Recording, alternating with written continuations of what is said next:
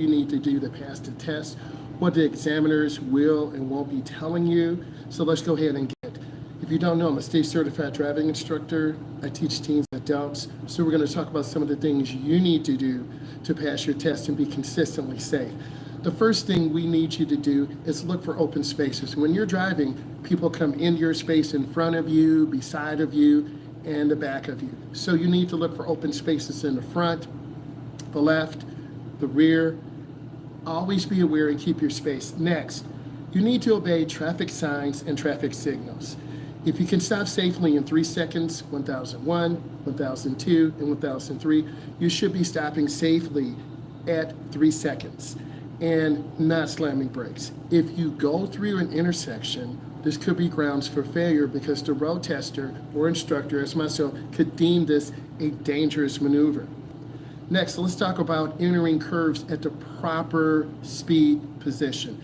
If you go into a curve too fast, centrifugal force is going to pull you to the outside. And on the outside, you have little rocks, you have stones, you have debris. You'll be pulled off of the curve. Literally, you'll slide off the road. So you want to go into your curve slow and have good speed. You want to gradually increase your speed at the apex, A-P-E-X. You want to gradually increase your speed at the apex of the curve so you can have good control. Thank you. And then after you have good control, you'll be able to have a better outcome. Let's talk about maintaining proper lane positioning. A lot of beginners tend to hug the right. We're talking about driving in North America. Other people around the world drive on the left side. It's the same principle. In the UK, they drive on the left. In Australia, they drive on the left. In the United States, we drive on the right. At the end of the day, you have to maintain proper lane positioning and control of your vehicle. If you drift to one side or another and you touch the white line on the right side of the road, or you touch the left line, which is yellow, you're going to get a deduction in points. I need you to understand that.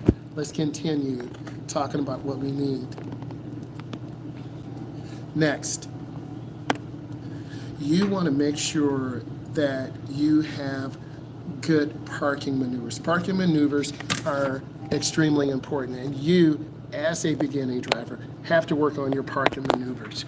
Parking is one of the most critical aspects of learning how to drive. And when you learn how to drive, you have to be able to park.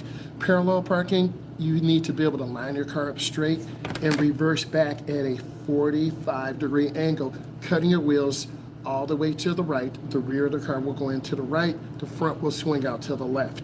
Once you get halfway past, you return the opposite position and your front end will swing in, into position. You want to be about 12 inches or less from the curb. And yes, I do check. And a lot of road testers will also check too. So you got to really make sure you're on top of your parking. Next, let's talk about stopping at the curb. You never want to strike or hit a curb. If you do, that can be grounds for failure. You always want to have good control of your vehicle. And if you don't have good control of your vehicle, you're going to end up losing control of your vehicle. And you do not want to lose control of your vehicle. You want to make sure your vehicle is properly positioned so you can be successful. Let's talk about understanding right-of-way rules. That's another area where beginners tend to get confused. The first car there are four areas at the intersection. We're talking about a four-way stop. The first car to get there is the first car to leave. If two cars come together at the same time, the car on your right. If you're not sure, you can wave the person by, W-A-V-E. You can wave the person by and they can go. If you're not sure, it's best to wait, wave the person by, and your road tester, your instructor such as me, we will appreciate that because we want to make sure that you have a complete stop for a minimum of 3 seconds, maximum of 5, 1001, 1002, 1003. Your car should remain motionless. It should stop, roll back a little bit, and then proceed forward. I'm not talking about driving a manual where you take it out of gear and your car is rolling back. If you're in a manual and you take it out of gear and your car rolls back, you will get a deduction for that or a minor fault. Let's continue. Gradually moves into the lane, crosses over 4 broken lines. In many places around the United States, if you have a broken white line, you can change lanes because traffic is moving in that direction. If you have a double yellow line, you cannot cross lanes. You want to make sure you understand the colors, you understand the type of line. And if you don't understand that, you need to not be taking your test, because if it's really close to you passing or failing and your instructor does not feel like, or your tester does not feel like you understand, they can err on the side of caution and you can end up failing. Let's talk about expressway. Accelerates to proper speed. A lot of beginners don't merge out properly. If the speed limit is 45, they're going 35. They're barely going 40. A few days ago, I was driving with one of my clients. We were merging out very slowly. We were going 50 in a 70. A semi truck was coming from north, our brothers, and I told my client, please step on the gas. I do not want to get ran over by a semi truck. You can't overreact when you're teaching someone how to drive, or your instructor can't overreact. I'm giving you insight into what you need to do to pass your test, and this will help you pass your test. I am a state certified instructor. Identifies the proper gap. If you pull out in front of a car and the car has to hit brakes or it's a dangerous maneuver, you will get marked down. Don't pull out in front of cars without an adequate gap. A gap is the space between cars. Beginning drivers have a difficult time judging distance. And if you have a difficult time judging distance, you might pull out in front of a car. Automatic failure. Don't kill your instructor. Make sure you have room and time and space to pull out safely, and then you gradually accelerate up to speed. A lot of beginners turn really wide and go in the second lane. You want to keep your turn as short as possible. Go in the first lane. If you're making a right turn, that is the curb lane. If you're making a left turn, that is by the double yellow. If you're going into a roundabout, you want to yield to traffic. You want to look before you get there. If cars are in there, you yield. If you're going straight through, you go straight through. If you're making a right turn, you need to signal your intention before you get into the roundabout. If this is bringing you value, give it a thumbs up.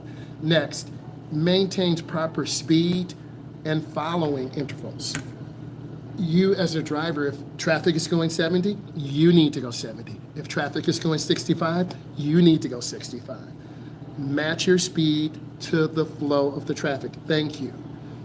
You will get a higher grade. You will show the road tester. You will show your instructor that you understand. Yesterday, we were practicing going on and off the expressway about 5 times. My client got up to speed, about 45, 50 on the ramp, accelerate on, got into the acceleration lane, and we got up to about 65 or 70. I said, great job. G-R-E-A-T, job, J-O-B. Good instructors are excited that their clients do well. And that type of enthusiasm and care, C-A-R-E, is really important, because I understand as an instructor that it can be very overwhelming for a teen or an adult or someone in their 20s, 30s, 40s, or 50s to get acclimated back on the road. So you have to be patient and you have to be supportive of them. Slows down at proper deacceleration lane. A lot of beginners slow down too late. You're in the curve, you hit the brakes, we literally slide off because centrifugal force is pulling us to the outside of the curve. And what happens? Beginner drivers overcorrect. So the rear of the car spins out. So go slow before you get into the curve. Your road tester will smile, they'll be happy, and you'll be rewarded with a higher grade. Proper signaling, 100 feet or half a block. If you're making a right turn, you need to turn your blinker 100 feet or half a block. How many blinks? 3 to 5. This gives people behind you a chance to slow down, to change a lane, If you wait too long, they could rear end you. You're going to go over 15 or 20 into the curve, and you're going to overturn. A lot of beginners tend to overturn. They can't judge distance, and then literally you almost missed a turn. Next, you want to make sure you prepare to stop or merge into traffic smoothly. Sometimes you have to yield. Yield means slow down. Y-E-I-L-D. Stop. S-T-O-P. Stop means stop. 3 seconds to 5 seconds. 1001, 1002, 1003. You stop completely. Then after that, you look left, you look right, you check. If it's clear, then you proceed with caution. Let's talk about managing risk in the environment. What does this mean? If you're in a neighborhood, there are kids. Slow down. If you're in a downtown area, there are a lot of pedestrians. Look left and right. If you're merging onto the expressway, get up to speed, check your mirror blind spot, and get out and merge. If you are driving in an industrial area, you want to stay to the right. We have delivery trucks, bigger trucks that may not see us. If you're driving at night, you want to reduce your speed. You want to make sure your windshield is clean and stay in the right lane. Driving at night tends to be a little bit more challenging for beginning drivers. Ladies and gentlemen, I hope this was helpful to you. If it was, give it a thumbs up, share. I appreciate you, and subscribe. Bye, guys.